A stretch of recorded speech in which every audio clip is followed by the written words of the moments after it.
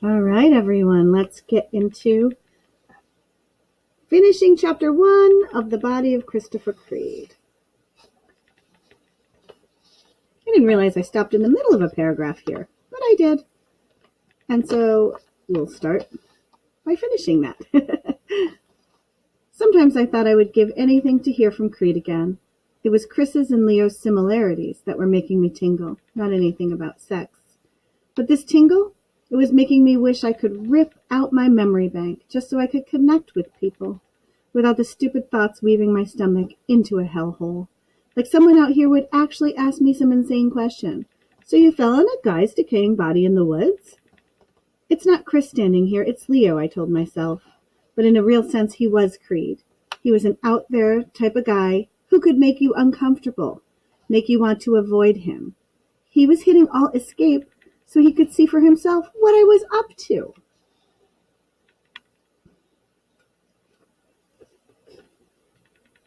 There we go. I hit the off button before I had a chance to try out my spastic streak in an alt-escape fight with him. He just looked at me again like there wasn't the slightest little thing wrong with what he had just done. Leo, let me explain something to you, I heard myself saying. When you go into a room, you knock first. If you start asking people questions and they start tilting back in their chairs, it means they don't want to talk about it. It means if you look at something on their computer screens, they're likely to knock your brains out with a baseball bat. Jesus, he stared at me for all he was worth. I just wanted to see what you were up to, that's all. Don't give me this I'm so innocent routine, I muttered. You know, you bug people. You've probably been beaten on your whole life, and you've probably been letting yourself off the hook lately by saying that once you got to be a junior, it wouldn't matter. Well, you're a senior, Leo. It does matter. You're in my personal space, so get out of it. Get out of my room, and next time you come in, knock first. Got it? He backed up, looking all astonished, and giving me a few more Jesus Christs. I didn't let my eyes wander off of him, though it was hard. I had to keep telling myself that Dr. Fedele would have said that it's okay, it's healthy, it's good for me. I told myself that people like Leo need you to get tough, or they don't get it. Once the door was shut and he was gone, I told myself the truth, which was that I had been talking to Leo, but seeing Creed.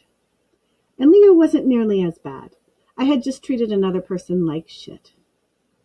Pardon me. Tori, you leave home to escape some stupid thing that makes zero sense. Jesus Christ, are you ever going to get over this? My fingers were still shaking as I hit the on button and watched the computer go through its steps until the document recovered. Bar flashed on the screen. I relaxed some and looked over the letter, making sure none of the characters had been wiped out. Dear Alex Healy, there was a kid in my town named Chris Creed. I wrote the attachment about his disappearance. If the name Chris Creed doesn't mean anything to you, then forget I even bothered you. You can hit delete right now. Or if you're into reading stories about people's lives, I don't have anything to hide, and you might get into it. It's about everyone you know.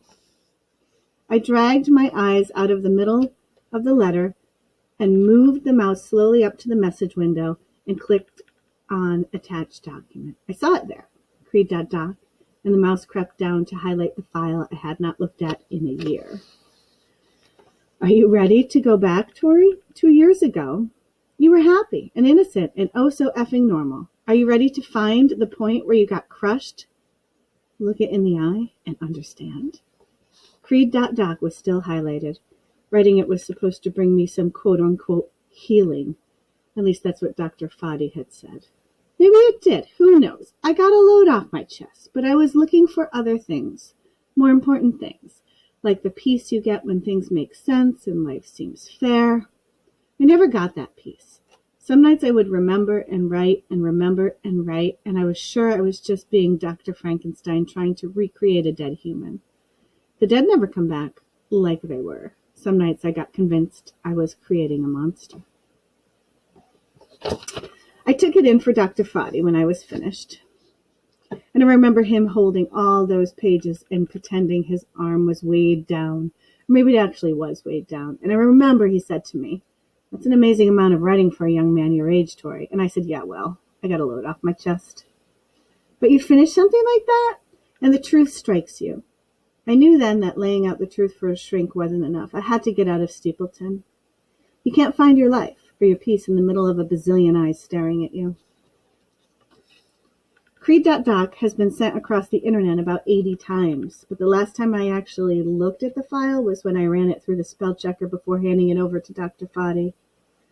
Maybe I hadn't needed to look at it since. Maybe I used to remember every single word. Maybe finally I was starting to forget.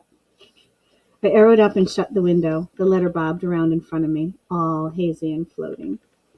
Alex Healy, what I'm hoping is that the name Chris Creed does mean something to you.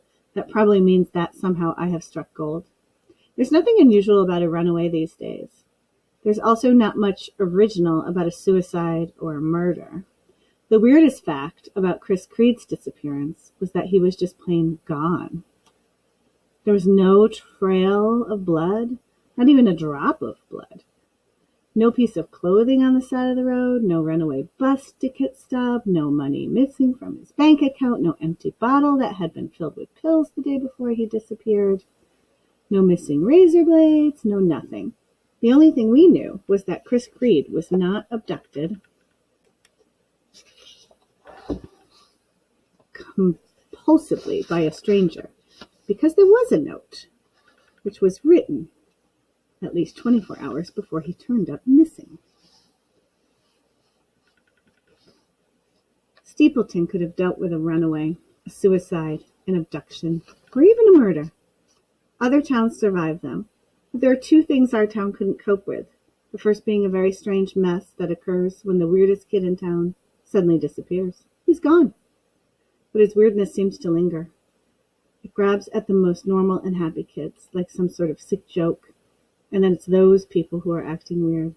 The other thing the town can't face up to is the black hole itself, the thing that comes out of nowhere and eats a kid alive and doesn't leave a hair from his head.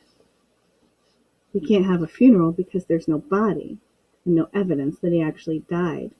But to push for some big-time unsolved mysteries hunt, the town has to feel sorry for how they mistreated the weird guy who's gone. To feel genuinely sorry, you have to be honest. And Steepleton needs its lies, like a toad needs bugs. To hear some people tell it, I saw Creed dead. I saw him dead and it made me crazy. There are other people who add to that version of the story that I actually helped kill him. They say I can't face what I saw, or what I did, depending on who's telling the story. They would all say I'm on this giant denial trip if they ever guessed I was trying to find him. Or they'd say that I'm trying to prove my innocence with a search that I know won't lead anywhere. I am looking for Creed, and I admit my bolts were not screwed in so tight for a while there, but I've never told myself any lies about it, and I'm sure Chris Creed is alive. I guess it's up to you to decide whether I'm nuts or normal, and since this is just the internet, I don't give a rip what strangers think. It's bad enough to put up with some of what my neighbors think.